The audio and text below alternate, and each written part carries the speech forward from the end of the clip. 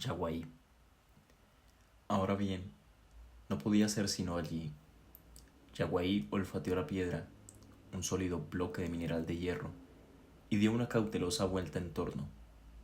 Bajo el sol a mediodía de Misiones, el aire vibraba sobre el negro peñasco, fenómeno este que no seducía al fox terrier.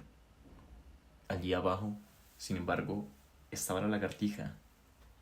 Giró nuevamente alrededor, resopló en un intersticio y, para honor de la raza, rascó un instante el bloque ardiente, hecho lo cual regresó con paso perezoso, que no impedía un sistemático olfateo a ambos lados. Entró en el comedor, echándose entre el aparador y la pared, fresco refugio que él consideraba como suyo, a pesar de tener en su contra la opinión de toda la casa. Pero el sombrío rincón, admirable cuando a la depresión de la atmósfera acompaña la falta de aire, tornábase imposible en un día de viento norte. Era este un flamante conocimiento del fox terrier, en quien luchaba aún la herencia del país templado, Buenos Aires, patria de sus abuelos y suya, donde sucede precisamente lo contrario. Salió, por lo tanto, afuera y se sentó bajo un naranjo en pleno viento de fuego, pero que facilitaba inmensamente la respiración. Y como los perros transpiran muy poco, Yaguaí apreciaba cuánto es debido al viento vaporizador sobre la lengua danzante puesta a su paso. El termómetro alcanzaba en ese momento 40 grados, pero los fox terrier de buena cuna son singularmente falaces en cuanto a promesas de quietud se refiera. Bajo aquel mediodía de fuego, sobre la meseta volcánica que la roja arena tornaba aún más caliente, había lagartijas. Con la boca ahora cerrada, Yaguaí transpuso el tejido de alambre y se halló en pleno campo de caza. Desde septiembre no había logrado otra ocupación a las siestas bravas. Esta vez rastreó 4 lagartijas de las pocas que quedaban ya. Cazó 3, perdió una y se fue entonces a bañar. A 100 metros de la casa, en la base de la meseta y a orillas del bananal, existía un pozo en piedra viva de factura y formas originales, pues siendo comenzado a dinamita por un profesional, habíalo concluido un aficionado con pala de punta. Verdad es que no medía sino 2 metros de hondura, tendiéndose en larga escarpa por un lado, a modo de tajamar. Su fuente, bien que superficial, resistía a secas de 2 meses, lo que es bien meritorio en Misiones. Allí se bañaba el fox terrier, primero la lengua, después el vientre sentado en el agua, para concluir con una travesía a nado. Volvía a la casa siempre que algún rastro no se atravesara en su camino. Al caer el sol, tornaba al pozo. De aquí que Yaguaí sufriera vagamente de pulgas y con bastante facilidad el calor tropical para el que su raza no había sido creada. El instinto combativo del fox terrier se manifestó normalmente contra las hojas secas. Subió luego a las mariposas y su sombra, y se fijó por fin en las lagartijas. Aún en noviembre, cuando tenía ya en jaque a todas las ratas de la casa, su gran encanto eran los saurios. Los peones que por A o B llegaban a la siesta admiraron siempre la obstinación del perro, resoplando en cuevitas bajo un sol de fuego, si bien la admiración de aquellos no pasaba del cuadro de caza. Eso, dijo un día, señalando al perro con una vuelta de cabeza, no sirve más que para bichitos. El dueño de Yaguaí lo oyó. Tal vez, repuso, pero ninguno de los famosos perros de ustedes sería capaz de hacer lo que hace ese. Los hombres se sonrieron sin contestar. Cooper, sin embargo, conocía bien a los perros de monte y su maravillosa aptitud para la caza a la carrera, que su fox terrier ignoraba. ¿Enseñarle? ¿Acaso? Pero él no tenía cómo hacerlo. Precisamente esa misma tarde un peón se quejó a Cooper de los venados que estaban concluyendo con los porotos. Pedía escopeta, porque aunque él tenía un buen perro, no podía sino a veces alcanzar a los venados de un palo. Cooper prestó la escopeta y aún propuso ir esa noche al Rosado. No hay luna, objetó el peón. No importa. Suelta el perro y veremos si el mío lo sigue. Esa noche fueron al plantío. El peón soltó a su perro, y el animal se lanzó enseguida en las tinieblas del monte, en busca de un rastro. Al ver partir a su compañero, Yaguaí intentó en vano forzar la barrera de Caraguatá. Logrólo al fin y siguió la pista del otro, pero a los 2 minutos regresaba, muy contento de aquella escapatoria nocturna. Eso sí, no quedó agujerito sin olfatear en 10 metros a la redonda. Pero cazar tras el rastro, en el monte, a un galope que puede durar muy bien desde la madrugada hasta las 3 de la tarde, eso no. El perro del peón halló una pista, muy lejos, que perdió enseguida. Una hora después volvía su amo, y todos juntos regresaron a la casa. La prueba, si no concluyente, desanimó a Cooper. Se olvidó luego de ello, mientras el fox terrier continuaba cazando ratas, algún lagarto o zorro en su cueva y lagartijas. Entretanto, los días se sucedían unos a otros, enceguecientes, pesados, en una obstinación de viento norte que doblaba las verduras en lacios colgajos bajo el blanco cielo de los mediodías torridos. El termómetro se mantenía a 35-40, sin la más remota esperanza de lluvia. Durante 4 días el tiempo se cargó, con asfixiante calma y aumento de calor. Y cuando se perdió al fin la esperanza de que el sur devolviera en torrente de agua todo el viento de fuego recibido un mes entero del norte, la gente se resignó a una desastrosa sequía. El fox terrier vivió desde entonces sentado bajo su naranjo, porque cuando el calor traspasa cierto límite razonable, los perros no respiran bien, echados. Con la lengua de fuera y los ojos entornados, asistió a la muerte progresiva de cuanto era brotación primaveral. La huerta se perdió rápidamente. El maizal pasó del verde claro a una blancura amarillenta, y a fines de noviembre solo quedaban de él columnitas truncas sobre la negrura desolada del rosado. La mandioca, heroica entre todas, resistía bien. El pozo del fox terrier, agotada su fuente, perdió día a día su agua verdosa, y ahora tan caliente que Yaguaí no iba a él sino de mañana. Si bien hallaba rastros de apereás, agutíes y hurones que la sequía del monte forzaba hasta el pozo. En vuelta de su baño, el perro se sentaba de nuevo, viendo aumentar poco a poco el viento, mientras el termómetro, refrescado a 15 al amanecer, llegaba a las 41 a las 2 de la tarde. La sequedad del aire llevaba a beber al fox terrier cada media hora, debiendo entonces luchar con las avispas y abejas que invadían los baldes, muertas de sed. Las gallinas, con las alas en tierra, jadeaban tendidas a la triple sombra de los bananos, la glorieta y la enredadera de flor roja, sin atreverse a dar un paso sobre la arena abrasada, y bajo un sol que mataba instantáneamente a las hormigas rubias. Alrededor, cuanto abarcaban los ojos del fox terrier, los bloques de hierro, el pedregullo volcánico, el monte mismo, danzaba, mareado de calor. Al oeste, en el fondo del valle boscoso, hundido en la depresión de la doble sierra, el Paraná yacía, muerto hasta ahora en su agua de zinc, esperando la caída de la tarde para revivir.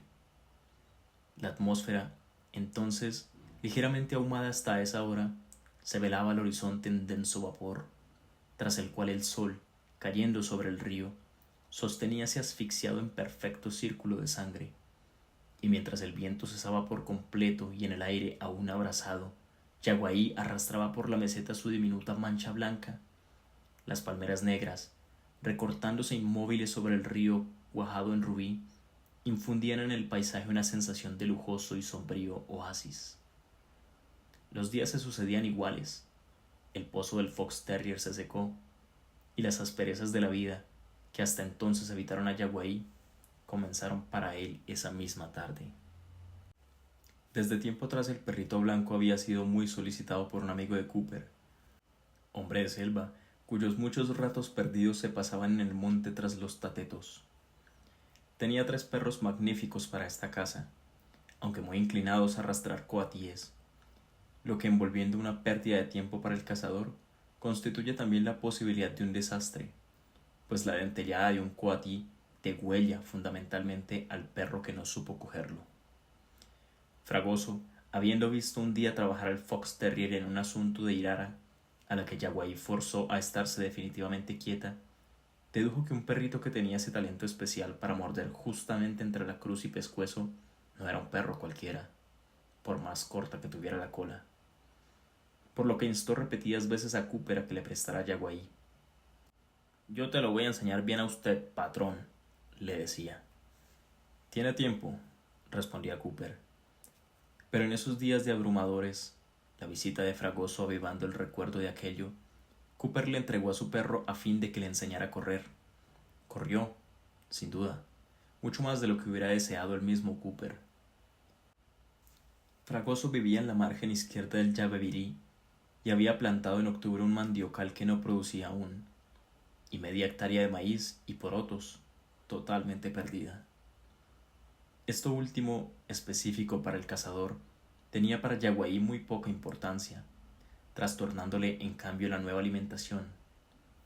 Él, que en casa de Cooper coleaba ante la mandioca simplemente cocida para no ofender a su amo, y olfateaba por 3 o 4 lados el locro para no quebrar del todo con la cocinera, conoció la angustia de los ojos brillantes y fijos en el amo que come, para concluir lamiendo el plato que sus 3 compañeros habían pulido ya, esperando ansiosamente el puñado de maíz sancochado que les daban cada día.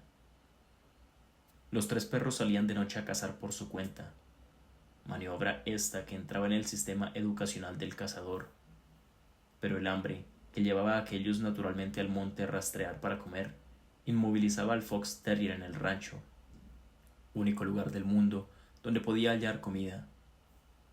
Los perros, que no devoran la caza, serán siempre malos cazadores, y justamente la raza a que pertenecía Yaguaí caza desde su creación por simple sport. Fragoso intentó algún aprendizaje con el fox terrier, pero siendo Yaguaí mucho más perjudicial que útil al trabajo desenvuelto de sus 3 perros, lo relegó desde entonces en el rancho a espera de mejores tiempos para esa enseñanza. Entretanto, la mandioca del año anterior comenzaba a concluirse. Las últimas espigas de maíz rodaron por el suelo, blancas y sin un grano, y el hambre, ya dura para los 3 perros nacidos con ella, royó las entrañas de Yaguaí. En aquella nueva vida había adquirido con pasmosa rapidez el aspecto humillado, servil y traicionero de los perros del país. Aprendió entonces a merodear de noche en los ranchos vecinos, avanzando con cautela, las piernas dobladas y elásticas, hundiéndose lentamente al pie de una mata de espartillo al menor rumor hostil. Aprendió a no ladrar por más furor o miedo que tuviera, y a gruñir de un modo particularmente sordo cuando el cusco de un rancho defendía a este del pillaje. Aprendió a visitar las gallinas, a separar 2 platos encimados con el hocico y a llevarse en la boca una lata con grasa a fin de vaciarle en la impunidad del pajonal. Conoció el gusto de las guascas encebadas, de los zapatones untados de grasa, del hollín pegoteado de una olla y alguna vez de la miel recogida y guardada en un trozo de tacuara. Adquirió la prudencia necesaria para apartarse del camino cuando un pasajero avanzaba, siguiéndolo con los ojos, agachado entre el pasto. Y a fines de enero, de la mirada encendida, las orejas firmes sobre los ojos y el rabo alto y provocador del fox terrier, no quedaba sino un esqueletillo sarnoso, de orejas echadas atrás y rabo hundido y traicionero, que trotaba furtivamente por los caminos. La sequía continuaba. El monte quedó poco a poco desierto, pues los animales se concentraban en los hilos de agua que habían sido grandes arroyos. Los 3 perros forzaban la distancia que los separaban del abrevadero de las bestias con éxito mediano, pues siendo aquel muy frecuentado a su vez por los yaguaratés, la caza menor tornábase desconfiada.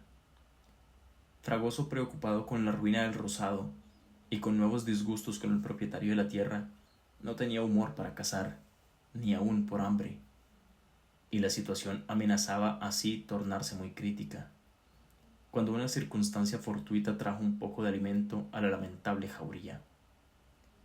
Fragoso debió ir a San Ignacio, y los 4 perros, que fueron con él, sintieron en sus narices dilatadas una impresión de frescura vegetal, vaguísima si se quiere, pero que acusaba un poco de vida en aquel infierno de calor y seca. En efecto, San Ignacio había sido menos azotado, resultas de los cuales algunos maizales, aunque miserables, se sostenían en pie. No comieron ese día, pero al regresar jadeando detrás del caballo, los perros no olvidaron aquella sensación de frescura, y a la noche siguiente salían juntos en mudo trote hasta San Ignacio. En la orilla del Yabebirí se detuvieron oliendo el agua y levantando el hocico trémulo a la otra costa. La luna salía entonces, con su amarillenta luz de menguante. Los perros avanzaron cautelosamente sobre el río a flor de piedra, saltando aquí, nadando allá, en un paso que en agua normal no da fondo a 3 metros. Sin sacudirse casi, reanudaron el trote silencioso y tenaz hacia el maizal más cercano. Allí, el fox terrier vio cómo sus compañeros quebraban los tallos con los dientes, devorando con secos mordiscos que entraban hasta el marlo, las espigas en choclo. Hizo lo mismo, y durante 1 hora, en el negro cementerio de árboles quemados, que la fúnebre luz del menguante volvía más espectral, los perros se movieron de aquí para allá, entre las cañas, gruñéndose mutuamente. Volvieron 3 veces más, hasta que la última noche, un estampido demasiado cercano los puso en guardia. Mas coincidiendo esta aventura con la mudanza de Fragoso a San Ignacio, los perros no sintieron mucho. Fragoso había logrado por fin trasladarse allá, en el fondo de la colonia. El monte, entretejido de tacuapí, denunciaba tierra excelente, y aquellas inmensas madejas de bambú, tendidas en el suelo con el machete, debían de preparar magníficos rozados. Cuando Fragoso se instaló, el tacuapí comenzaba a secarse. Rozó y quemó rápidamente 1/4 de hectárea, confiando en algún milagro de lluvia. El tiempo se descompuso, en efecto. El cielo blanco se tornó plomo, y en las horas más calientes se transparentaban en el horizonte lívidas orlas de cúmulos. El termómetro 39 y el viento norte soplando con furia trajeron al fin 12 milímetros de agua, que Fragoso aprovechó para su maíz, muy contento. Lo vio nacer y lo vio crecer magnífico hasta 5 centímetros, pero nada más. En el tacuapí, bajo él y alimentándose acaso de sus brotos, viven infinidad de roedores. Cuando aquel se seca, sus huéspedes se desbandan, el hambre los lleva forzosamente a las plantaciones, y de este modo los 3 perros de Fragoso, que salían una noche, volvieron enseguida restregándose el hocico mordido. Fragoso mató esa misma noche 4 ratas que asaltaban su lata de grasa. Yaguaí no estaba allí, pero la noche siguiente él y sus compañeros se internaban en el monte. Aunque el fox terrier no corría tras el rastro, sabía perfectamente desenfundar tatús y hallar nidos de urúes. Cuando el primero se sorprendió del rodeo que efectuaban sus compañeros para no cruzar el rozado, Yaguaí avanzó por este, no obstante, y un momento después lo mordían en una pata, mientras rápidas sombras corrían a todos lados. Yaguaí vio lo que era, e instantáneamente, en plena barbarie de bosque tropical y miseria, surgieron los ojos brillantes, el rabo alto y duro, y la actitud batalladora del admirable perro inglés. Hambre, humillación, vicios adquiridos, todo se borró en un segundo ante las ratas que salían de todas partes. Y cuando volvió por fin a echarse, ensangrentado, muerto de fatiga, tuvo que saltar tras las ratas hambrientas que invadían literalmente el rancho. Fragoso quedó encantado de aquella brusca energía de nervios y músculos que no recordaba más, y subió a su memoria el recuerdo del viejo combate con la irara. Era la misma mordida sobre la cruz, un golpe seco de mandíbula y a otra rata. Comprendió también de dónde provenía aquella nefasta invasión, y con larga serie de juramentos en voz alta, dio su maizal por perdido. ¿Qué podía hacer Yaguaí solo? Fue al rozado, acariciando al fox terrier, y silbó a sus perros. pero apenas los rastreadores de tigre sentían los dientes de las ratas en el hocico, chillaban, restregándolo a dos patas.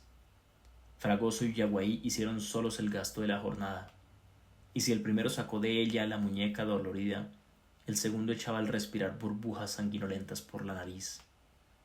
En 12 días, a pesar de cuanto hicieron Fragoso y el Fox Terrier para salvarlo, el rosado estaba perdido. Las ratas, al igual que las martinetas, saben muy bien desenterrar el grano adherido aún a la plantita. El tiempo, otra vez de fuego, no permitía ni la sombra de nueva plantación, y Fragoso se vio forzado a ir a San Ignacio en busca de trabajo, llevando al mismo tiempo a su perro a Cooper, que él no podía ya entrenar poco ni mucho. Lo hacía con verdadera pena, pues las últimas aventuras, colocando al Fox Terrier en su verdadero teatro de caza, habían levantado muy alta la estima del cazador por el perrito blanco. En el camino, el Fox Terrier oyó, lejanas, las explosiones de los pajonales de Yabebirí ardiendo con la sequía. Vio a la vera del bosque a las vacas que, soportando la nube de tábanos, empujaban los catiguás con el pecho, avanzando montadas sobre el tronco arqueado hasta alcanzar las hojas. Vio las rígidas tunas del monte tropical dobladas como velas, y sobre el brumoso horizonte de las tardes de 38 a 40, volvió a ver el sol cayendo asfixiado en un círculo rojo y mate. Media hora después entraban en San Ignacio, y siendo ya tarde para llegar hasta lo de Cooper, Fragoso aplazó para la mañana siguiente su visita.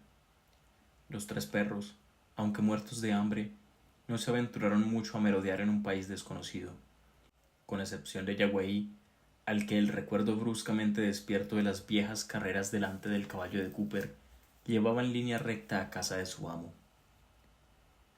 Las circunstancias anormales por que pasaba el país con la sequía de 4 meses, y es preciso saber lo que esto supone en Misiones, hacía que los perros de los peones, ya famélicos en tiempo de abundancia, llevaran sus pillajes nocturnos a un grado intolerable. En pleno día, Cooper había tenido ocasión de perder 3 gallinas, arrebatadas por los perros hacia el monte. Y si se recuerda que el ingenio de un poblador haragán llega a enseñar a sus cachorros esta maniobra para aprovecharse ambos de la presa, se comprenderá que Cooper perdiera la paciencia, descargando irremisiblemente su escopeta sobre todo ladrón nocturno. Así una noche, en el momento que se iba a acostar, percibió su oído alerta el ruido de las uñas enemigas, tratando de forzar el tejido de alambre. Con un gesto de fastidio descolgó la escopeta, y saliendo afuera vio una mancha blanca que avanzaba dentro del patio. Rápidamente hizo fuego, y a los aullidos traspasantes del animal, arrastrándose sobre las patas traseras, tuvo un fugitivo sobresalto, que no pudo explicar, y se desvaneció enseguida. Llegó hasta el lugar, pero el perro había desaparecido ya, y entró de nuevo. ¿Qué fue, papá?, le preguntó desde la cama su hija. ¿Un perro? Sí, repuso Cooper colgando la escopeta. Le tiré un poco de cerca. ¿Grande el perro, papá?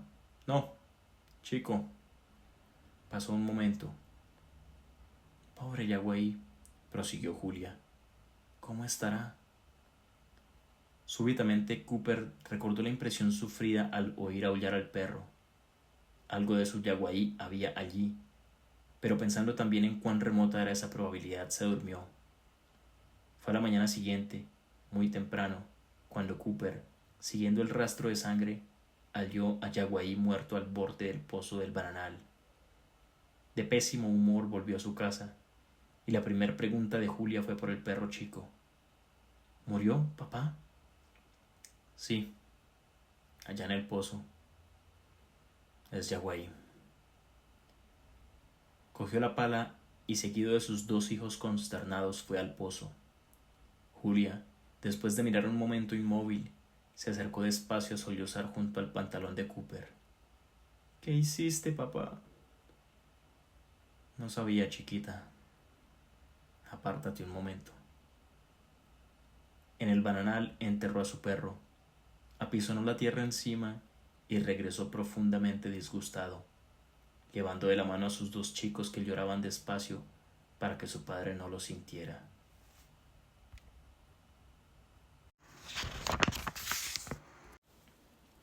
Una bofetada. Acosta, mayordomo del Meteoro que remontaba el Alto Paraná cada 15 días, sabía bien una cosa, y es esta, que nada es más rápido, ni aun la corriente del mismo río, que la explosión de una damajuana de caña lanzada sobre un obraje. Su aventura con Corner, pues, pudo finalizar en un terreno harto conocido de él.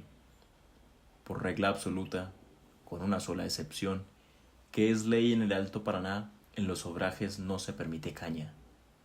Ni los almacenes la venden, ni se tolera una sola botella, sea cual fuere su origen. En los obrajes hay resentimientos y amarguras que no conviene traer a la memoria de los mensú. 100 gramos de alcohol por cabeza concluirían en 2 horas con el obraje más militarizado. A Acosta no le convenía una explosión de esta magnitud, y por esto su ingenio se ejercitaba en pequeños contrabandos, copas despachadas a los mensú en el mismo vapor, a la salida de cada puerto. El capitán lo sabía, y con él el pasaje entero, formado casi exclusivamente por dueños y mayordomos de obraje. Pero como el astuto correntino no pasaba de prudentes dosis, todo iba a pedir de boca. Ahora bien, quiso la desgracia un día que a instancias de la bullanguera tropa de peones, Acosta sintiera relajarse un poco la rigidez de su prudencia. El resultado fue un regocijo tan profundo que se desencadenó entre los mensú una vertiginosa danza de baúles y guitarras que volaban por el aire. El escándalo era serio. Bajaron el capitán y casi todos los pasajeros, siendo menester una nueva danza, pero esta vez de rebenque, sobre las cabezas más locas. El proceder es habitual, y el capitán tenía el golpe rápido y duro. La tempestad cesó enseguida. Esto, no obstante, se hizo atar de pie contra el palo mayor a un mensú más levantisco que los demás, y todo volvió a su norma. Pero ahora tocaba el turno a Acosta, el dueño del obraje, cuyo era el puerto en que estaba detenido el vapor, la emprendía con él. Usted, y solo usted, tiene la culpa de estas cosas. Por 10 miserables centavos, echa a perder los peones y ocasiona estos bochinches. El mayordomo, a fuer de mestizo, contemporizaba. Pero cállese, y tenga vergüenza, proseguía Corner. Por 10 miserables centavos. Pero le aseguro que en cuanto llegue a Posadas, denuncio estas picardías a Mitaín. Mitaín era el armador del Meteoro, lo que tenía sin cuidado a Acosta, quien concluyó por perder la paciencia. Al fin y al cabo, respondió, usted nada tiene que ver con esto. Si no le gusta, quéjese a quien quiera. En mi despacho yo hago lo que quiero. Es lo que vamos a ver, gritó Corner, disponiéndose a subir. Pero en la escalerilla vio por encima de la baranda de bronce al mensú atado al palo mayor. ¿Había o no ironía en la mirada del prisionero? Corner se convenció de que la había, al reconocer en aquel indiecito de ojos fríos y bigotitos en punta a un peón con quien había tenido algo que ver 3 meses atrás. Se encaminó al palo mayor, más rojo aún de rabia. El otro lo vio llegar, sin perder un instante su sonrisita. «Con que sos vos», le dijo Corner. «Te he de hallar siempre en mi camino. Te había prohibido poner los pies en el obraje, y ahora venís de allí, compadrito». El mensú, como si no oyera, continuó mirándolo con su minúscula sonrisa. Corner, entonces, ciego de ira, lo abofeteó de derecha y revés. «Tomá, compadrito, así hay que tratar a los compadres como vos». El mensú se puso lívido y miró fijamente a Corner, quien oyó algunas palabras. «Algún día». Corner sintió un nuevo impulso de hacerle tragar la amenaza, pero logró contenerse y subió, lanzando invectivas contra el mayordomo que traía el infierno a los obrajes. Mas esta vez la ofensiva correspondía a Acosta. ¿Qué hacer para molestar en lo hondo a Corner? Su cara acalorada, su lengua larga y su maldito obraje.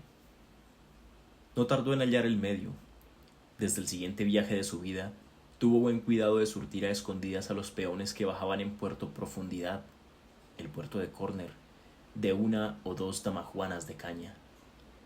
Los mensú, más aullantes que de costumbre, pasaban el contrabando en sus baúles, y esa misma noche estallaba el incendio en el obraje. Durante 2 meses, cada vapor que bajaba el río después de haberlo remontado el meteoro, alzaba indefectiblemente en Puerto Profundidad 4 o 5 heridos. Corner, desesperado, no lograba localizar al contrabandista de caña, al incendiario, pero al cabo de ese tiempo, Acosta había considerado discreto no alimentar más el fuego, y los machetes dejaron de trabajar. Buen negocio, en suma, para el correntino, que había concebido venganza y ganancia, todo sobre la propia cabeza pelada de Corner. Pasaron 2 años. El mensú abofeteado había trabajado en varios obrajes sin serle permitido poner una sola vez los pies en Puerto Profundidad. Ya se ve, el antiguo disgusto con Corner y el episodio del palo mayor había convertido al indiecito en persona poco grata a la administración. El mensú, entre tanto, invadido por la molicie aborigen, quedaba largas temporadas en posadas, vagando, viviendo de sus bigotitos en punta que encendían el corazón de las mensualeras. Su corte de pelo en melena corta, sobre todo, muy poco común en el extremo norte, encantaba a las muchachas con la seducción de su aceite y violentas lociones. Un buen día se decidía a aceptar la primera contrata al paso y remontaba el Paraná. Chancelaba presto su anticipo, pues tenía un magnífico brazo. Descendía a este puerto, a aquel, los sondaba todos, tratando de llegar a donde quería. Pero en vano. En todos los obrajes se le aceptaba con placer, menos en profundidad. Allí estaba de más. Cogíalo entonces nueva crisis de desgano y cansancio, y tornaba a pasar meses enteros en posadas, el cuerpo enervado y el bigotito saturado de esencias. Corrieron aún 3 años. En ese tiempo el mensú subió una sola vez al Alto Paraná, habiendo concluido por considerar sus medios de vida actuales mucho menos fatigoso que los del monte. Y aunque el antiguo y duro cansancio de los brazos era ahora reemplazado por la constante fatiga de las piernas, hablaba aquello de su gusto. No conocía, o no frecuentaba por lo menos, de posadas, más que la bajada y el puerto. No salía de ese barrio de los mensú, pasaba del rancho de una mensualera a otro, luego iba al boliche, después al puerto, a festejar en coro de aullidos el embarque diario de los mensú, para concluir de noche en los bailes a 5 centavos la pieza. «Che, amigo», le gritaban los peones, «¿no te gusta más tu hacha? ¿Te gusta la bailanta? Che, amigo». El indiecito sonreía, satisfecho de sus bigotitos y su melena lustrosa.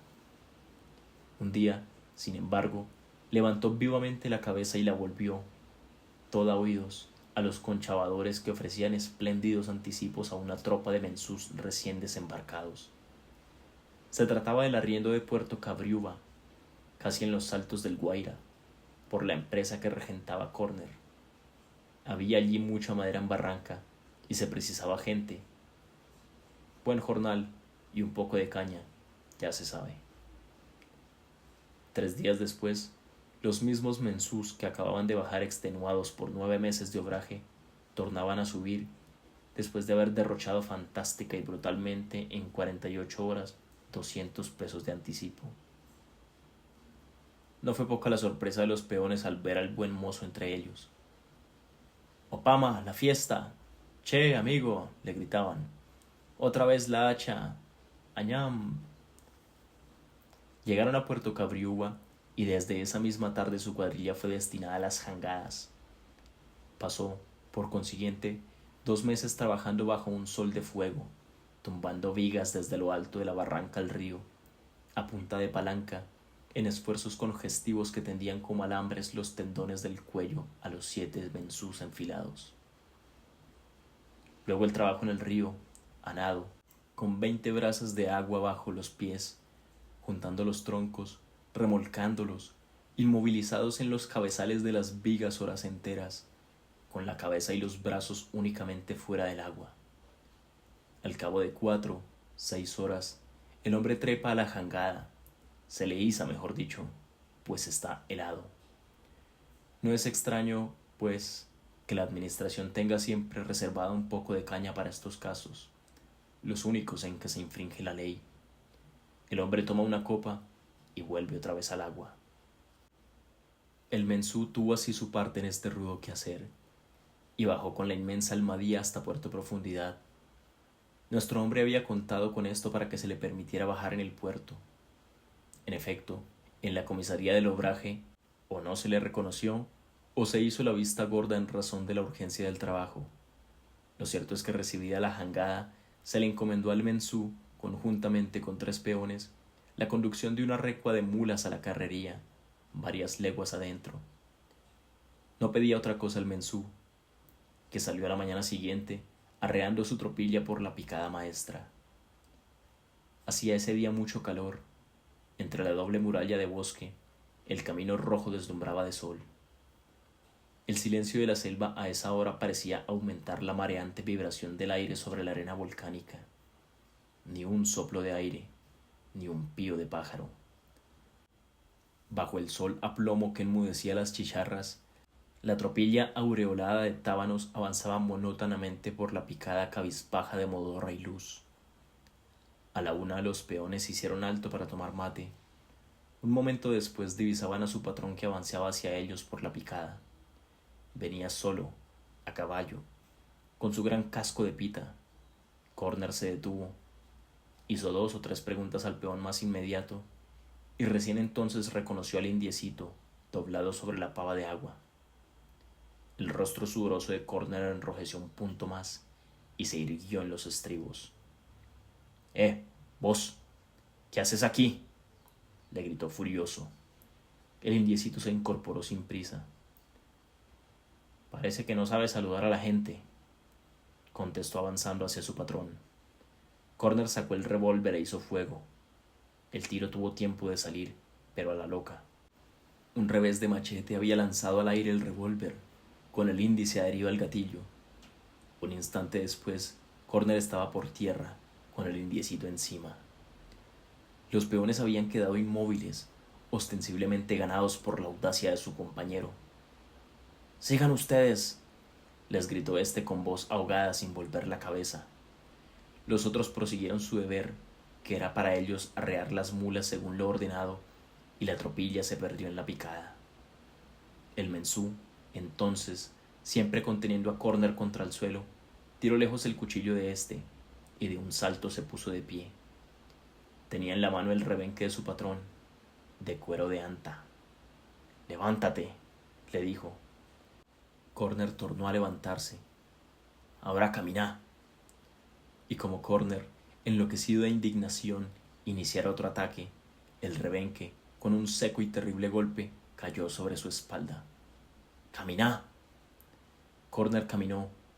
Su humillación, casi apoplética, su mano desangrándose, la fatiga, lo habían vencido y caminaba.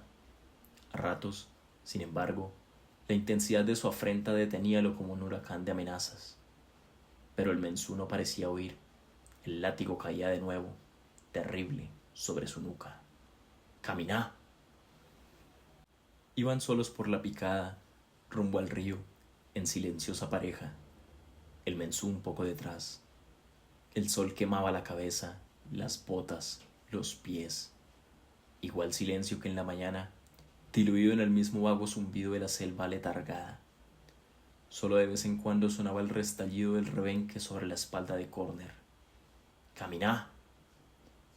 Durante 5 horas, kilómetro tras kilómetro, Corner sorbió hasta las heces la humillación y el dolor de su situación. Herido, ahogado, con fugitivos golpes de apoplejía, en balde intentó varias veces detenerse. El mensú no decía una palabra, pero el látigo caía de nuevo y Corner caminaba. Al entrar el sol y para evitar la comisaría, la pareja abandonó la picada maestra por un pique que conducía también al Paraná. Corner, Perdida con ese cambio de rumbo la última posibilidad de auxilio, se tendió en el suelo, dispuesto a no dar un paso más. Pero el rebenque, con golpes de brazo habituado al hacha, comenzó a caer. ¡Camina! Al quinto latigazo Corner se incorporó, y en el cuarto de hora final los rebencazos cayeron cada 20 pasos con incansable fuerza sobre la espalda y la nuca de Corner, que se tambaleaba como sonámbulo. Llegaron por fin al río, cuya costa remontaron hasta la jangada. Corner tuvo que subir a ella, tuvo que caminar como le fue posible hasta el extremo opuesto, y allí, en el límite de sus fuerzas, se desplomó de boca, la cabeza entre los brazos. El mensú se acercó. Ahora, habló por fin, esto es para que saludes a la gente, y esto es para que sopapes a la gente. Y el rebenque, con terrible y monótona violencia, cayó sin tregua sobre la cabeza y la nuca de Corner, arrancándole mechones sanguinolentos de pelo. Corner no se movía más. El mensú cortó entonces las amarras de la jangada, y subiendo en la canoa, ató a un cabo a la popa de la almadía y paleó vigorosamente.